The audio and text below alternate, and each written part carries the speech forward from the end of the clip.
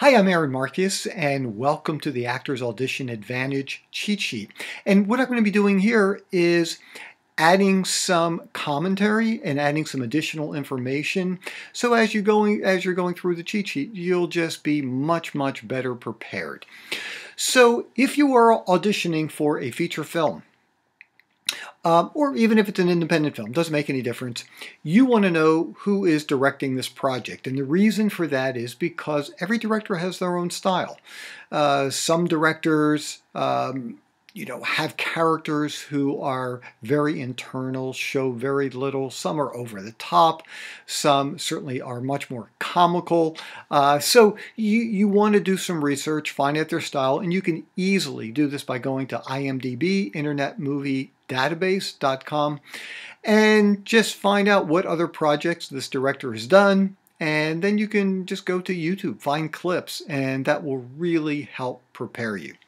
If you're auditioning for a television show, then you absolutely need to watch the show. You need to be very familiar with the characters.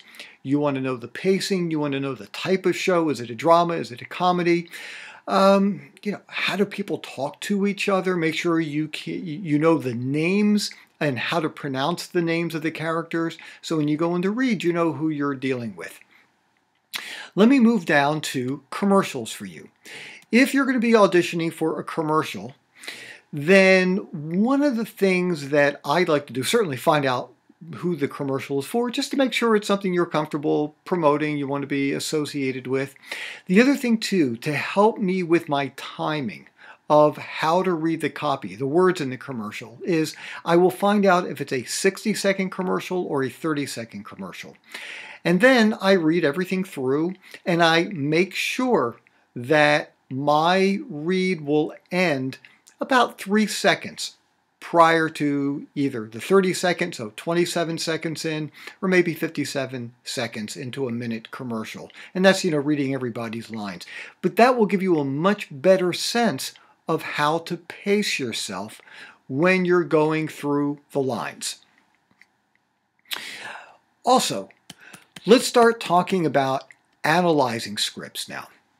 So the very first thing, and you're going to be, feel free to take a lot of notes here. You want to read the sides. And the sides, that's the short portion of the script that you will be reading. Like I said before, in commercials, it's called copy. And here's one of the tricks. A lot of times actors immediately start trying to act it out. And that's the very last thing you want to do. Right now, read it like it's a grocery list. Read it like it's, a phone book. Read it with absolutely no emotion whatsoever. Just read things word for word, very slowly, like this, with no emotion. And the reason for that, number one, you'll start getting comfortable with the words. If there are any words in there you don't understand, certainly look them up. Make sure you know how to pronounce everything. But the other thing too is, once you lock into doing things a certain way and you read it and there's a certain pattern which you will find yourself falling into sometimes, it's hard to break that pattern. And so if you are at the audition and you're being asked to make changes and you've locked into it in a certain way, it's hard to make those adjustments. So read it with absolutely no emotion. You want to really look through it as if you're the audience. Once again, forget about being an actor here. And you want to get some additional information. You want to look, what's the bigger picture here? Is it a funny project? Is it comedic? Is it a dramatic kind of project? And you also want to know, what's the purpose of the scene? Why do they have this scene in this project? And that will really help have you key in how you're going to be doing your delivery. What does your character want in this scene? And one of the things that I will ask myself, and I'm talking as if I'm the character, I want. So like for instance, I auditioned for a TV show recently. I was a doctor, and here's what I wanted. I wanted to show this other doctor that I knew what I was doing, that I was smart, and I was correct in my diagnosis. That's what I wanted to do. Then you also want to know, what does your character feel in this scene? Do you feel angry? Do you feel jealous? Well, once again, let's go back to my example of this pilot. What I was feeling actually a little bit angry that, I've been doing this work in this town for a very, very long time. Somebody new is coming in, they're trying to take over. But, you have to be very subtle with these things. You can't be overt. And so that's what I was feeling, a little bit angry, a little bit put out. I just wanted to get my job done and get out of there. The other thing too is, when your character's not talking, what is your character thinking? So let me use my same example. I was thinking, I'm actually feeling kind of angry about this. Feeling angry that you were doubting me. I'm feeling anger that you seem like you know it all. I just can't believe some of the things that you're saying to me, some of these ideas that you have that just don't make any sense whatsoever.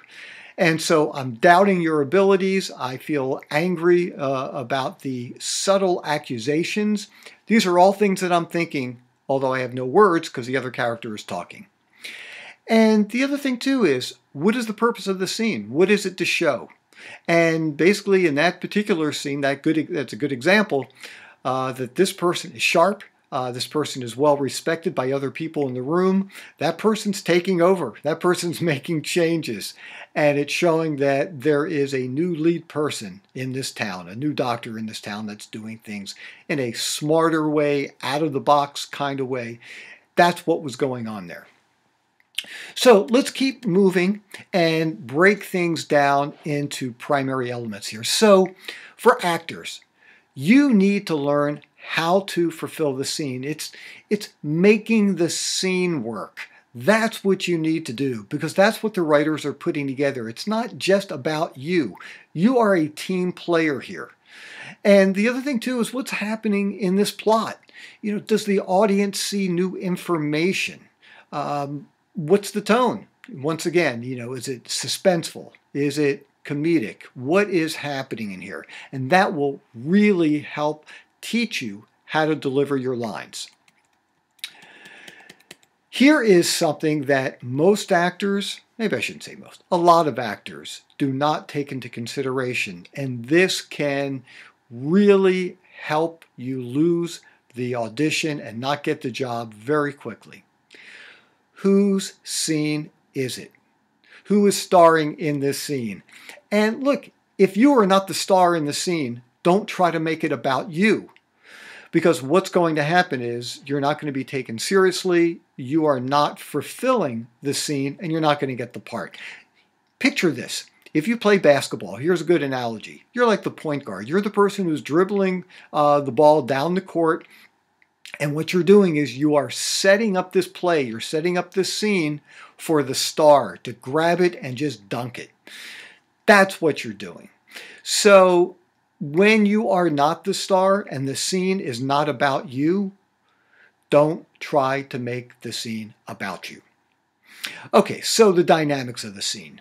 You want to see, how does the scene flow? What kind of energy is happening here? Is there a quick chase scene, in a car? Is it a bank robbery? Is it a bank robbery? Is it, frenetic? Or is it more of a simmering kind of thing? Are things starting to build? These are things you need to know, because it's going to change how you read your lines, what your character is going through. Here's some other things that I want to share with you when you're looking through your sides. Is there anything else in the sides that tells the audience more about the scene? Here's a good example. Let's just say at the very top, there are no lines, but let's just say it says your character is walking into the office, for a meeting. Okay, well that sounds like really helpful information. Some people might look at it and say, well, what's the big deal? So the person's walking to his office, so what? Well, what that's telling me is that you're not rushed. There's not a real urgency here. You don't have an important meeting. There's not an emergency happening. You're walking into your office. That's all. So anyhow, look for any other kind of indicators that might help you create your character. Also, what is your relationship with the other character? That is so important. When you are auditioning for a project like a film and you are not given the side, or you're not given the entire script, you're only given the sides, you might not know who this other character is. So let's say if I'm reading a scene and it's for Jody, and let's say, and I find out that Jody's a woman, I will always ask the casting director, what is my relationship with Jody? Is Jody my sister? Is Jody my wife? Is Jody my ex-wife? Is Jody my best friend's girlfriend who I really like? Is Jody my mother? Who knows? But you need to know, what is your relationship with the other character if you don't know? What is your role in the relationship? You know, are you dominating in there? Are you jealous of this person? Are you in love with this person? What kind of connection do you have? Do you overtake? Are you bossy? Do you push this person around? Are you submissive? Really important things to know about. And what do the other characters reveal about you, about your character? And quite often you will find, especially when you are not the star in this particular scene, it's the other person who will give you a tremendous amount of information about who you are. Here's something else that a lot of times people don't take into consideration, and it's crucial. How does your character physically and mentally first appear in this scene? So you need to figure out, and quite often it's your decision, as to what was your character's life prior to you saying these first couple words. I'm not talking about starting a thought process of going from birth to your age. I'm talking about moments before this scene starts. What was going on? So going back to the example that I said before, you know, where this person was walking, if I was walking into my office, let's say it said I was rushing into my office. Let's say I had to double park to get to my office, and you know, I left the engine running with somebody sitting in the car. Well, that's giving me a really clear indication as to what's going on in my life. I'm walking in and saying those first couple words, probably maybe like a little out of breath. I'm a little anxious because I'm nervous. I'm running late here. Understand what is happening in your character's life moments before you say your first words. When your scene is over, don't just finish the scene and then walk out. Let it sit, let it breathe for a couple of seconds. I'm not talking about 30 seconds here. I'm talking about 2 or 3 seconds. But when the scene ends, don't cut it off so abruptly, because then it's especially if you've had people following you and people who are really into your reading, and then all of a sudden you just cut it short, it's kind of jolting and it's not very enjoyable. You want to finish the scene so that it's really complete.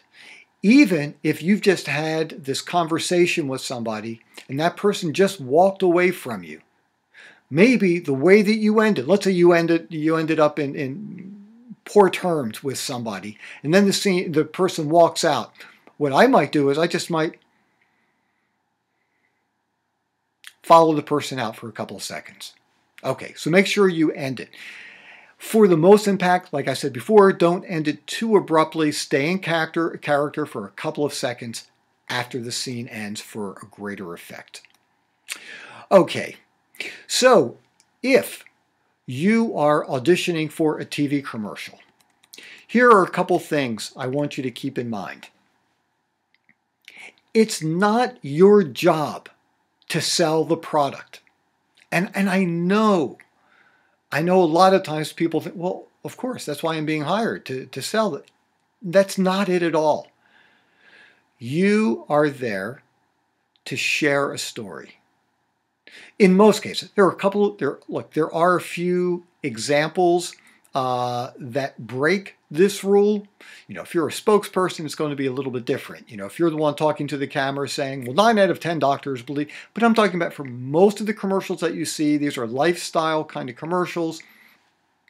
You are not selling. You are creating an atmosphere, creating a world that people want to watch. And let's say, for instance, you are, these hip, fun-loving people, and you are out on the beach, drinking a certain kind of drink.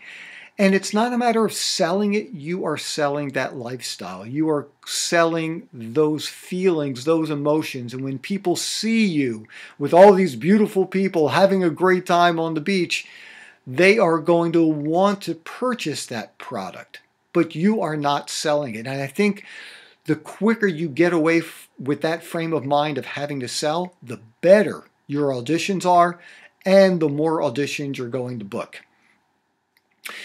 So basically, let people see your feelings in these commercials.